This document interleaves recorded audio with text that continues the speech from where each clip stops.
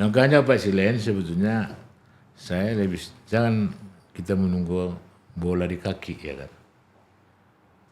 Jangan menunggu bola di kaki. Kita kejar ini. Jangan sampai ini gagal ya kan. 2,7 triliun itu bagaimana itu bisa direalisasi selesai tahun 2024. Tapi saya dengar informasinya Bang, memang kontraktor pemenang sekarang itu dia memenuhi persyaratan itu. Tapi rupanya setelah selesai ditenderkan, setelah selesai dipenuhinya ditarik lagi. Macam mana informasi Itu yang harus perlu Bapak kejar ke Bina Marga. PUPR ya? PUPR. Betulin nggak itu informasi itu? Karena yang kita dengar pun seperti itu.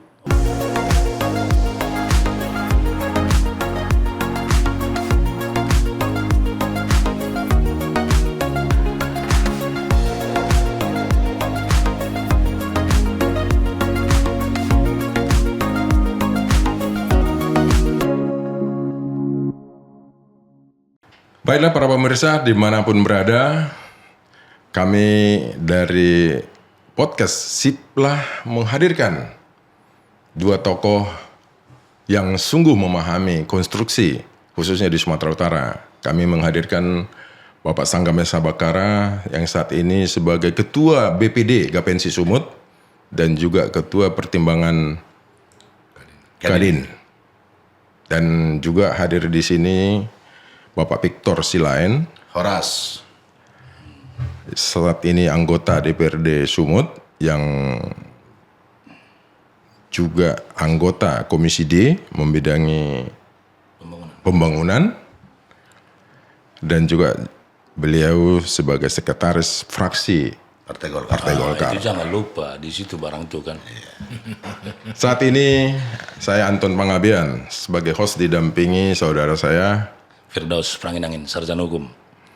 yang menjadi topik pembicaraan kita pada saat ini yaitu masalah proyek multi-IS 2,7 triliun yang digulirkan mulai tahun 2022 yang lalu dan sampai saat ini belum jelas di mana ujung pangkalnya. Untuk memberikan pencerahan, bisa dikatakan memberikan informasi kepada para masyarakat luas. Dengan kehadiran bapak-bapak ini dapat memberikan informasi kepada kita seluruhnya dimanapun berada. Apa kabar Pak Sanggam? Baik, sehat Pak. Sehat ya. Pak Victor gimana? Sehat. Sehat ya. Nampaknya bapak yang dua ini sehat-sehat, gemuk-gemuk pula ini. Gemuk dan makmur pula. Ya. Mungkin Pak Victor bisa menjelaskan keberadaan proyek yang 2,7 ini yang digelontorkan mulai 2022 yang lalu sampai di mana dan bagaimana sebenarnya proses awalnya sampai saat ini. Baik, Pak Anton, selamat siang dan juga Pak Firdaus, Pak Sanggam. Selamat pagi. Ini proyek multi-IS ini sebetulnya kemarin itu dibuat Provinsi Sumatera Utara dalam rangka untuk menjawab tantangan-tantangan dan dari masyarakat atas kondisi jalan. Jadi ini multi-IS ini 450 km panjangnya dengan lebar 6 meter itu dengan anggaran 2,7 triliun dan 10 titik jembatan. Artinya Itu di seluruh kabupaten kota itu kan? ya terletak di 33 kabupaten kota di Provinsi Sumatera Utara. Artinya dari niat itu sebetulnya bahwa Provinsi Sumatera Utara memperhatikan infrastruktur jalan.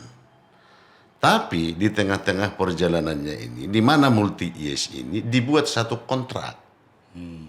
Satu kontrak yang namanya kontrak tahun jamak itu dengan rancang bangun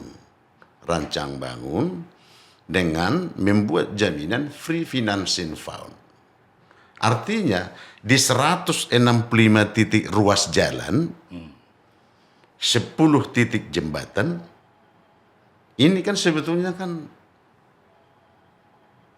janggal kalau kita lihat. Kok satu kontrak? Makanya kemarin itu waktu pertama-pertama membuat kontrak ini, fraksi Golkar itu sangat memprotes ini. Adapun alasan fraksi Golkar kemarin memprotes ini karena kita melihat ini akan bakal gagal. Betul. Ini kan sekarang nggak selesai. Inilah dia. Nah, memang panjang jalan Sumatera Utara ini kan hampir ada 3.005 kilometer jalan provinsi. Nah, jadi kalau misalnya ini yang 450 kilometer ini selesai kian tuntas, sesuai dengan RPJP Provinsi Sumatera Utara, 80% jalan provinsi ini mungkin statusnya mantap. Kan gitu. Artinya program ini bagus. Tapi proses pelaksanaannya ini yang kemarin kita protes. Jadi sebelumnya dulu Pak, itu proses penganggarannya gimana itu di DPR? Nah, jadi waktu proses penganggarannya pun ini kemarin di DPR sudah kita ada yang protes. Kenapa?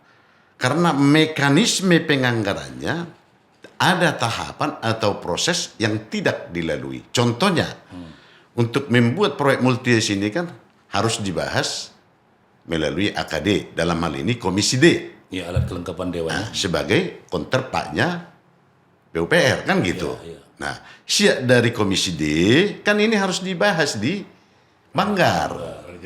Nah, ini kan tidak ada dibahas. Siap dari Banggar baru di paripurna. Ini dibuktikan kenapa ini fraksi Golkar kemarin tidak ikut menekan KUH PPS-nya. Dari 5 pimpinan itu hanya 2 yang menekan. Kan gitu. Jadi, salah satunya fraksi Golkar tidak ikut menekan. 5 pimpinan hanya 2 tani itu boleh jalan, Pak? Nah, menurut aturan dan peraturan itu tidak ada masalah, itu bisa jalan, kan gitu kan. Itu proyek multires ini Pak Pitor. Ini udah pernah dilaksanakan di Sumut seperti ini atau memang baru kali ini atau memang di Indonesia pun baru kali ini dilaksanakan ini? Gimana itu menurut Pak Pitor? Menurut informasi yang kita petik dari beberapa daerah, ada kontrak seperti ini, design and build, rancang bangun, tapi proyeknya 1 ruas jalan gitu. Ini kan 163 ruas. Kan gitu.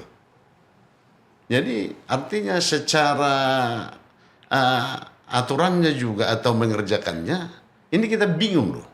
Gimana dia buat? Karena harga satuan di Nias dengan harga satuan di Medan atau di Rantau Perapat kan pasti beda. Beda, Pak. Tapi dari nilai 2,7 dari 165 ruas jalan dan 10 titik jembatan 163. 163. Tentu kan melibatkan para pengusaha pemborong atau kontraktor lokal yang notabene kan itu di bawah naungan daripada Gapensi Sumut. Gimana Pak? Apa kita dilibatkan juga di situ? Ya, Anton, memang itu hal yang wajar. Harusnya dilibatkan kontraktor daerah. Tapi kala itu memang kita menginginkan itu. Tapi itu semua tidak tercapai. Memang ada beberapa orang, saya dengar itu sebagai subkontraktor. Tapi entah bagaimana terjadilah putus hubungan mereka. Putus hubungan sehingga yang tadinya menandatangani sebagai subkontraktor akhirnya tidak melanjutkan pekerjaan itu. Jadi saya pun heran kok bisa terjadi begitu ya kan. Jadi kenapa dia harus melibatkan para kontraktor daerah? Karena waskita itu atau KSO-nya kan terbatas dia punya peralatan. Katakanlah pada saat itu masih 1. Contoh AMP. Dia kan harus membutuhkan beberapa AMP untuk 163 paket ini. Karena ada di Nias, ada di Madinah, di Tabaksel, ada di Karo dan lain sebagainya. Jadi memang wajar dia harus melibatkan itu. Makanya sebetulnya kita juga merasa kesal ketika para kontraktor sebagai subkontraktor melaksanakan pekerjaan itu tidak mulus komunikasinya dengan pihak waskita karya. Tapi reaksi kita gimana Pak? Kita bereaksi waktu itu, kita jor-joran waktu itu, memprotes itu. untuk melibatkan pengusaha daerah. Tapi ketika belakangan ini, akhir-akhir ini, para teman-teman ini nggak mau lagi dia. Nggak mau lagi, udahlah katanya. Jadi masih mungkin ada hal-hal yang tidak beres di dalamnya. Nah, inilah sebetulnya menjadi tantangan kita. Saya sependapat dengan Pak Silain tadi. Ya ini kan harus dinikmati rakyat ini pembangunan ini. Infrastruktur ini kan harus selesai dalam provinsi sebetulnya. Rakyat harus berapa. Kedua, kalau uang itu beredar kan ekonomi kan akan menggeliat dia. Jadi kita sangat kesal ketika tidak terjadi pencairan secara penuh 2,7 itu. Karena progresnya tidak mencapai. Nah, ini sebetulnya yang paling kita sayangkan. Tapi untuk ini barangkali gubernur harus mencari solusi untuk itu bersama DPRD provinsi. Sehingga pekerjaan itu jangan sampai gagal. Jangan sampai gagal. Apakah itu akan dilelangkan kemudian kepada pengusaha daerah Sumatera Utara? Nah, tapi saya juga menganjurkan untuk tidak bisa masuk lagi main kontraktornya, waskita karyanya, karena dia sudah dihentikan. Tapi gubernur sudah ganti Pak, sekarang pejabat gubernur, apakah dia berani untuk meneruskan ataupun menghentikan atau bagaimana Pak? Ya, saya dengar itu dia sudah dihentikan pekerjaan itu. Terus nanti kan karena ini institusi yang memutuskan kan siapapun jadi gubernur nanti kan nggak masalah. Karena dia berbicara dari segi institusi. Tapi yang lebih jelasnya kurasa bisa ditanya bersama Bang Victor ini. Jadi, Karena soal penghentian ini apa dilanjutkan atau gimana itu kan Dewan lebih paham nih soal. jadi supaya kita bahas dulu secara detail, Pak Anton dan Pak Firdaus. Mudah-mudahan nanti melalui podcast CV ini, kedepannya, Sip lah. ya, kedepannya, karena ini sebagai kontrol sosial, mudah-mudahan nanti ya kinerja provinsi ini akan semakin terukur kan gitu. Nah, awalnya kan yang kita harapkan ini tidak dibuat seperti ini paketnya. Ya maunya dibuat seperti yang biasa. Artinya setiap satu ruas buat aja dia satu paket. Karena itulah kemarin kita protes-protes. Kenapa? Alasannya. Karena tugas daripada pemerintahan Provinsi Sumatera Utara juga membina pengusaha-pengusaha lokal atau kontraktor lokal daerah di Sumatera Utara ini. Artinya dengan dibuatnya ini kan satu paket, hanya pemenangnya aja yang mempunyai gawe. Persyaratannya di situ dulu apa dibuat? Nah, Kenapa sampai hanya itulah WK tadi dibuat dia free financing fund itu. Ada uang yang disiapkan 1,4 triliun tanpa mengharapkan down payment. itu yang benggaran situ? Enggak, ini sebetulnya harus fresh money. Fresh money. Ya, 1,4 triliun. Yang menyiapkan itu siapa Pak? Ini kontraktornya. Kan ini salah satu syarat yang tidak bisa dipenuhi oleh pengusaha-pengusaha lokal di sini. Kan gitu. Iya. Nah, ya terakhir nggak bisa dong masuk pengusaha di sini dengan adanya syarat-syarat seperti itu. Tapi saya dengar informasinya Bang, memang kontraktor pemenang sekarang itu dia memenuhi persyaratan itu. Tapi rupanya setelah selesai ditenderkan, setelah selesai dipenuhinya ditarik lagi. Macam mana informasi Itu yang harus perlu Bapak kejar ke Bina Marga. PUPR ya? PUPR, betulin nggak itu informasi itu? Karena yang kita dengar pun seperti itu. Kan gitu. Begitu mau persyaratan tender dimasukkannya uang itu. Informasinya yang kita dengar, Harusnya begitu. yang dimasukkan itu bukan bank garansi, tapi hanya rekening koran. Tapi untuk kepastiannya ini boleh sama-sama kita cek, kan gitu. Ini yang perlu kita cek. Ini harus kita cek biar, ini, Pak. biar ini pun jadi sip lah gitu ya kan. Tapi sebenarnya Pak Sanggep tahu nih sebenarnya. Ya tapi dia pura-pura Cuma nggak tahu. Pak Dia Sanggep tahu, ini Saya agak banyak tahu ini kan karena kita kan tidak di kelas itu, tidak di kelas BUMN kan, jadi kita nggak ikut di dalam lelang itu. Nah, jadi ini kan tetap ini kita desak.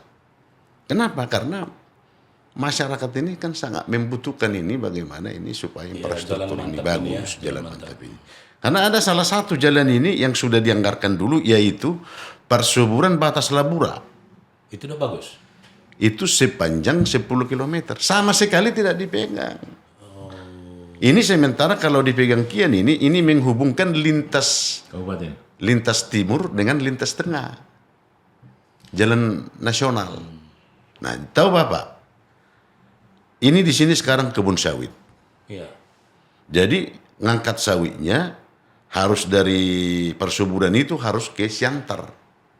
Padahal kalau ini tembus ke Labura, sudah dekat ke PKS Labura. Hanya biaya ongkosnya aja 1 kilo, kena orang ini 700. Jadi sudah lebih banyak ongkos itu sama pengusaha transportasi, bukan sama petaninya lagi. Kosnya itu udah terlalu besar ya. Terlalu besar. Nah inilah salah satu contoh Kian ini kalau ini clear and clean kan gitu. Jadi berdasarkan hasil investigasi wartawan kita pun di lapangan ini Pak Victor, ini memang ada sebagian udah dikerjakan, tapi ini nggak tuntas. Umpamanya paritnya nggak dikerjakan, memang di aspal. Ada lagu itu badan jalan itu istilahnya itu Pak. Bahu jalan itu pun bahu jalan itu pun nggak dikerjakan, cuma aspalnya aja. Nah, jadi di dalam kontrak ini yang kami pelajari, rancang bangun multi years ini harus clean and clear dulu itu dibangun. Kalau ada misalnya itu ada badan jalannya, ada bahu jalannya, ada paritnya. Clear and clean lah itu baru bisa dibayar. Dan itu harus disetujui oleh badan konsultan pengawas. Jadi kan kontrak itu kan kontrak lumsum dia, lamsam. Jadi kontrak lamsam itu kan harus dihitung seperti yang dipertanyakan Pak Firdaus tadi, harus lengkap dia pekerjaan minornya. Pekerjaan minor itu antara lain bahu jalan sama drainase. Baru bisa dihitung progres per satu ruas jalan. Jadi nggak bisa hanya aspal dihitung progresnya sekian, nggak bisa. Itu dianggap tidak selesai. Dia harus ikut dulu bahu jalan sama drainase. Nah, di sini kan mereka harus membutuhkan para pengusaha-pengusaha di daerah. Itu. Jadi makanya kita nanti lihat dulu. Katanya sudah 77% itu progres. 77% itu apakah ikut itu di dalamnya bahu jalan dan drainase. Nah, jadi di situ menjadi pertanyaan kita sekarang. Kalau hanya aspal saja nggak boleh, karena dia bukan unit price. Bukan unit price. kalau gini dia Pak Sanggam, ini kan kontraknya ini berakhir dulu di MOU itu ya, atau perjanjian namanya. Itu 2023 udah selesai, udah tuntas, Desember kan. Tapi kalau umpamanya nggak selesai, ini kan nggak selesai. Baru dilanjut lagi 2024 katanya, diperpanjang lagi 210 hari. Juni. Ini kalau nggak, itu kan istilah hukumnya one prestasi kan begitu. Ingkar janji nih kontraktor ini. Kalau kayak gitu apa itu sanksinya bagi kontraktor yang tidak menepati janji itu? Jadi gini, saya kan belum bisa memastikan itu bahwa dia one prestasi. Kenapa? Setelah saya pelajari bahwa dengan perkembangan yang terakhir, informasi yang terakhir sudah 77% mereka, sedangkan yang dibayarkan kan masih 30% plus uang muka 4,9. 818 miliar. Jadi berarti dari yang dibayar masih kurang uang mereka. Jadi belum bisa kita sebut juga one prestasi. Oh, nampaknya nih Pak Sanggam ini pro pemerintah juga. Bukan. Pro DPR dia. Tapi kalau ternyata nanti makanya kita minta di audit. Inilah enaknya kalau bicara dengan pengusaha ini ya. Makanya kita minta itu di audit. Supaya tahu memang benar nggak 77% itu. Di audit progresnya itu dengan mutu. Dan mutunya. Itu diminta diaudit melalui surat, hanya melalui lisan seperti ini di media gitu Pak? Harus dibuatin surat. Ya, tapi belum ya. Dinas PUPR. Kan sebagai masyarakat Sumatera Utara kita kan harus bisa melakukan pengawasan terhadap itu semua. Iya. Tapi kalau di audit itu Bang dilibatkan DPR? Enggak lah. Enggak. Mereka kan Tapi gini, untuk menambahin Pak Sanggam tadi, kalau untuk kita merujuk kepada ketentuan Perpres nomor 16 tahun 2018, yaitu pasal 78 ayat 3A dan 78 ayat 3F, apabila penyedia jasa melakukan perbuatan atau tindakan tidak melaksanakan kontrak, tidak menyelesaikan pekerjaan, atau terlambat menyelesaikan pekerjaan sesuai kontrak, akan dikenakan sanksi. Sanksinya apa? Pertama, sita jaminan pelaksanaan. Itu pertama. Yang kedua, masukkan dia ke daftar hitam, blacklist. Itu dia. Wah, bahaya nih kalau kayak gini. Kontraktor ini. Itu merujuk pada Perpres nomor 16. Bukan kata saya ya. Iya. Itu peraturan. Jadi kalau kayak gitu merujuk kepada Perpres itu, berarti yang 3 kontraktor ini, 3 perusahaan itu bisa di blacklist itu. Itu yang mengusulkan blacklist itu siapa itu, Ketua? Pengguna anggarannya. Kadisnya. Pengguna anggarannya. Tapi kawan Pak Sangam pula itu. Pula mungkin di blacklist kan? Tapi itu kan Pak Victor, itu kan peraturan kementerian. Tapi kalau dari Dewan sendiri, sejauh mana pengawasannya yang dilakukan oleh Dewan? Tentu kan Dewan itu kan selalu turun ke daerah, ke dapil masing-masing. Pak Victor itu di daerah Tapanuli. Itu kan harusnya kan dimonitor, dievaluasi. Itu bagaimana? Justru kemarin ini banyak kita rapat-rapat dengar pendapat, kita memanggil ini terkait untuk membicarakan progresnya ini. Yang mana hampir setiap bulan ini kita manggilin orang ini karena melihat progresnya ini sangat lambat. Kenapa?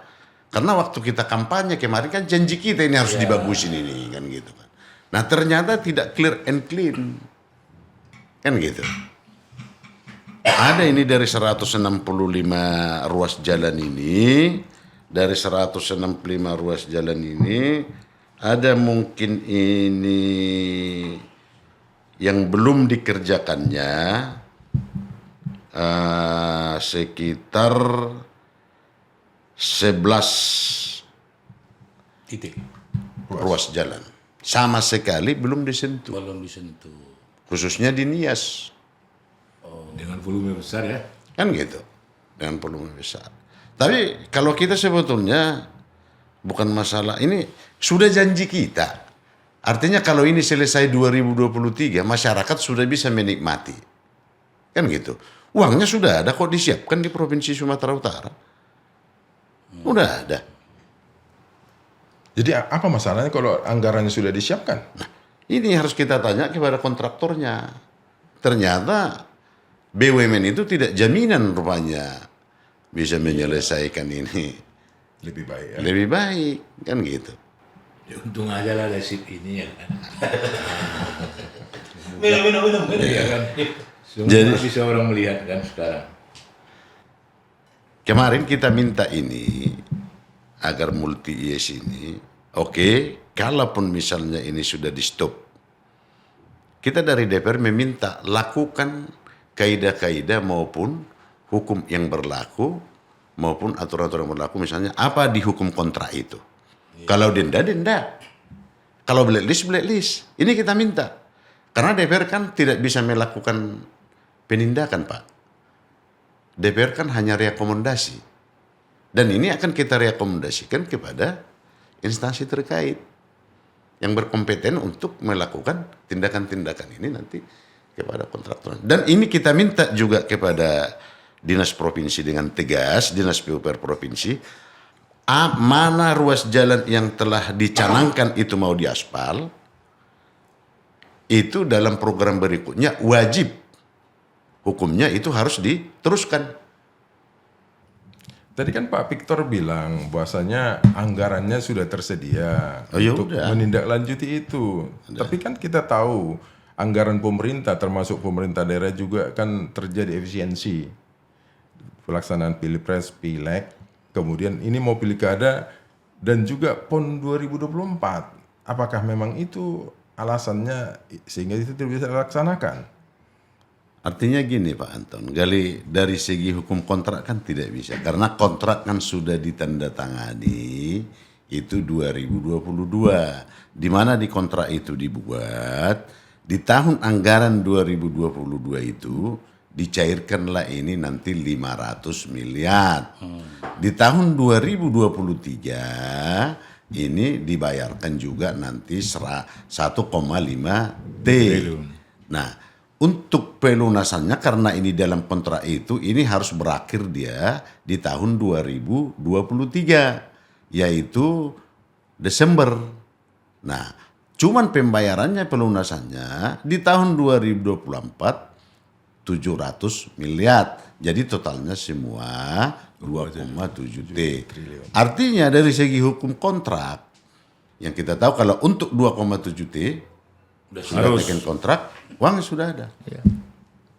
Tapi ada hal menarik tadi disampaikan oleh Pak Sanggam, bahwasanya di masa beliau itu sudah dicanangkan di daerah Pak ya Pak ya. Iya.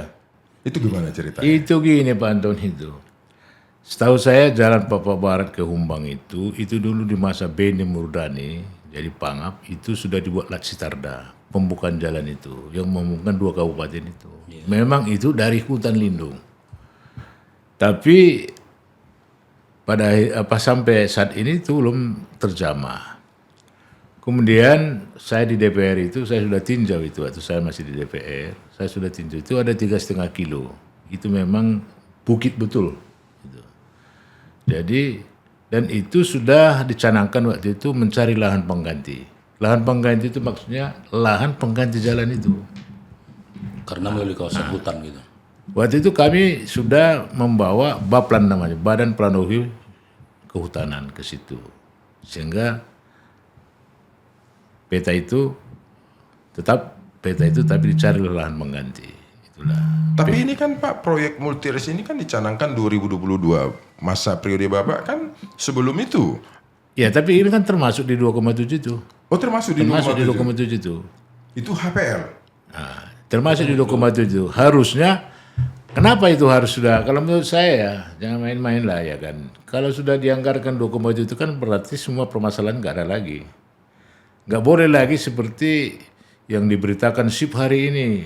Wah, tertunda karena terkena HPL kan gitu. Terkendal karena HPL.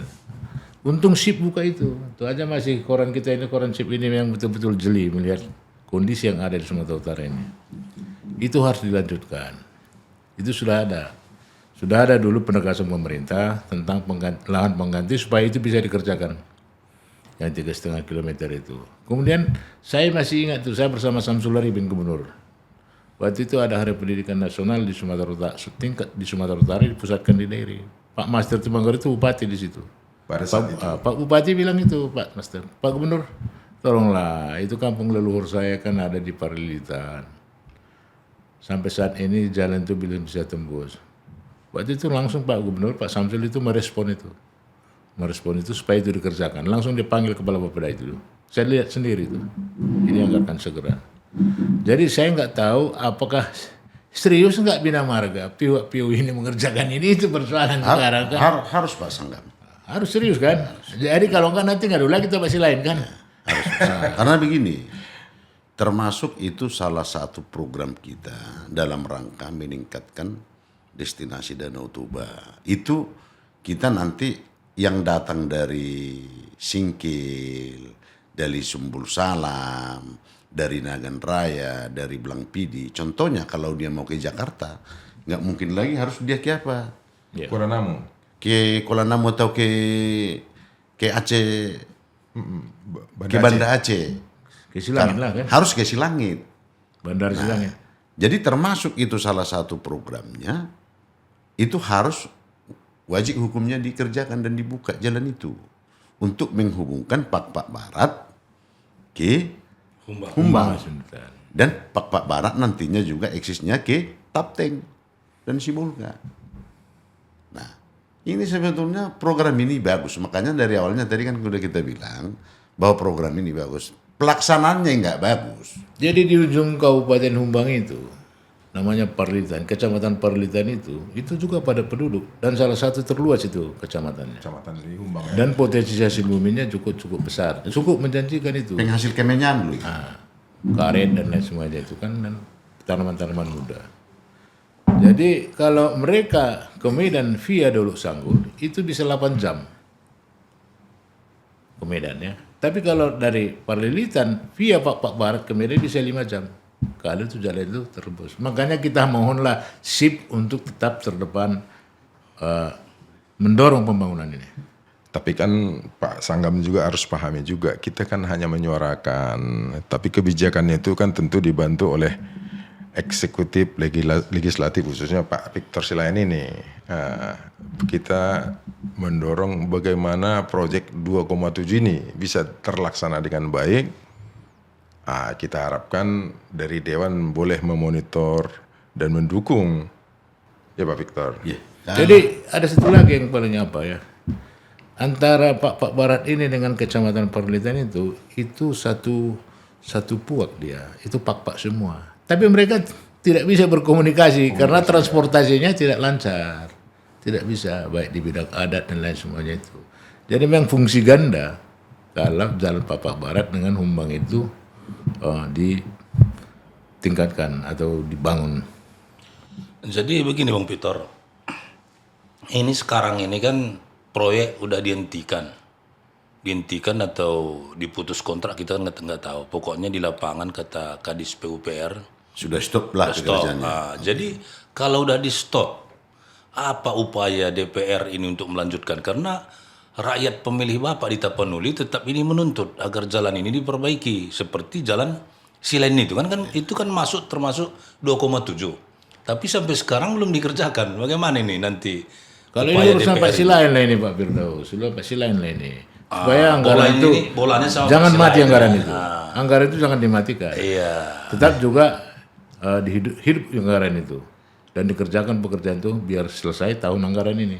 Sampai Jadi Desember. gini, kemarin kan ini udah kita panggil Pak PUPR provinsi terkait 2,7 triliun ini. Kita udah rapat. Oke, ini dihentikan sekarang pekerjaannya. Iya. Diberhentikan. Ini kan anggarannya kan ada sisa. Iya. Ruas jalannya kan ada yang belum dikerjakan.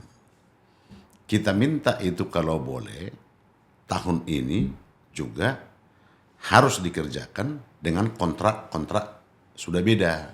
Berarti di tender ulang itu proyek itu nanti tahun itu. Itu harus dikerjakan. kita iniin. Tapi mekanisme penganggarannya ini kita yang belum tahu karena belum pernah terjadi seperti ini. Apakah ini bisa langsung dipergunakan uangnya atau disilpakan dulu? Ini kita nggak tahu. Makanya kita suruh ini TAPD untuk melakukan konsultasi ke Dagri.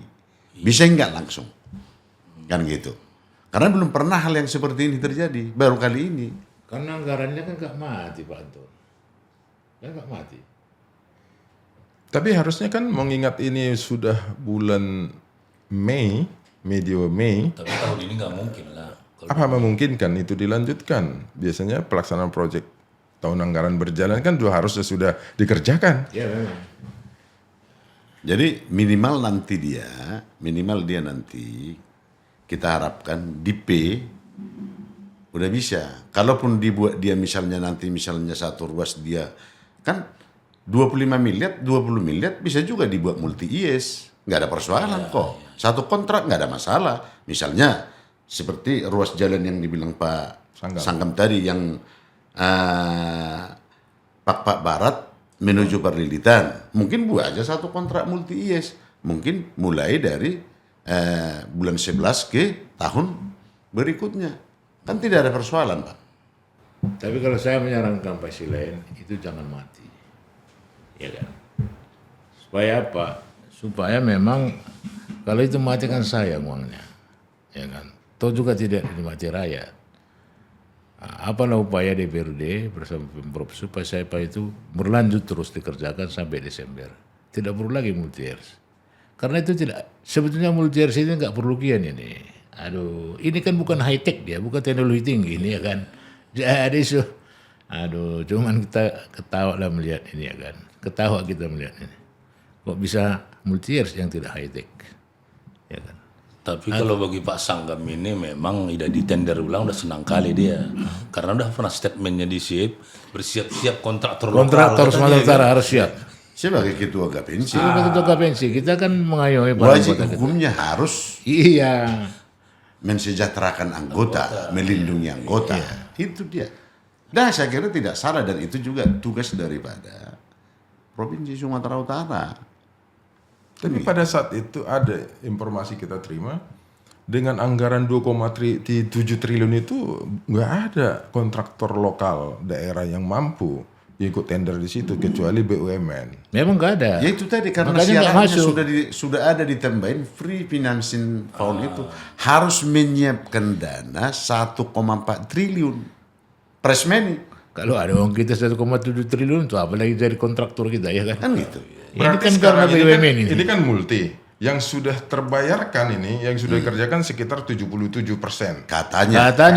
Berarti sisa sekitar 23% lagi. Ya. Berarti berapa lagi? Enggak, yang dibayar kan masih 30%. Yang dibayar masih 33%. 30%. Itu plus uang muka. Berarti kalau berarti 47% lagi. 47% lagi. Kalau itu bulat-bulat diterima. Makanya kita minta itu supaya diaudihi.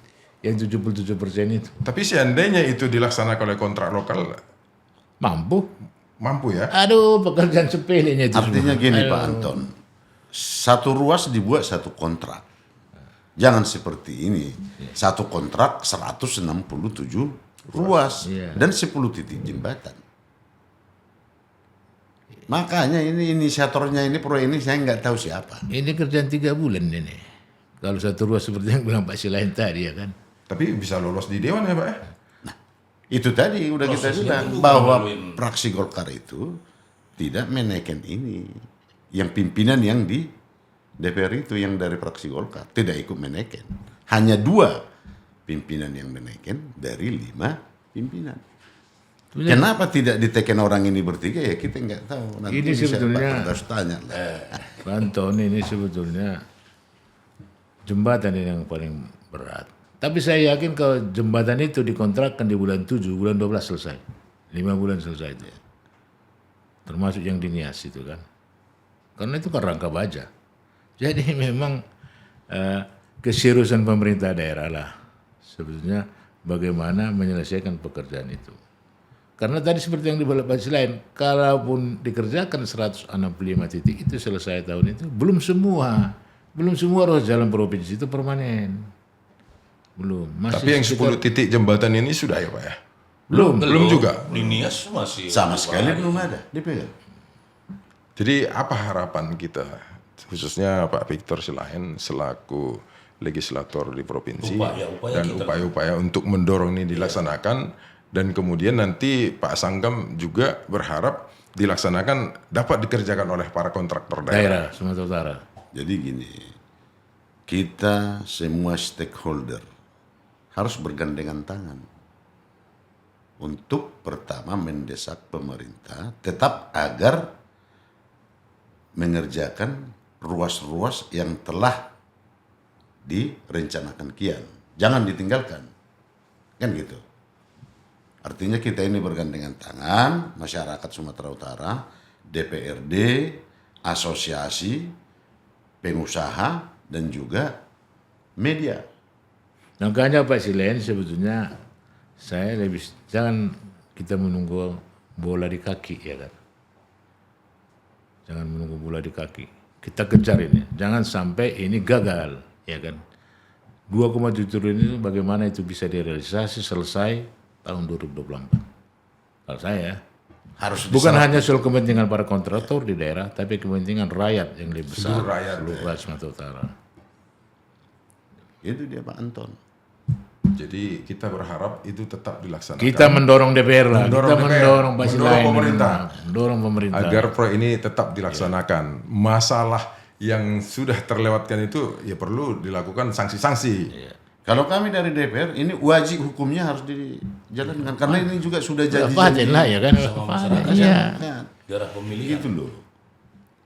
Jadi biar jangan lagi dikejar-kejar Pak Silain kalau kita panuli dia. Ini kita panuli pun udah takut Pak Silain. Takutlah sekarang. Mana janjimu Pak? Katanya.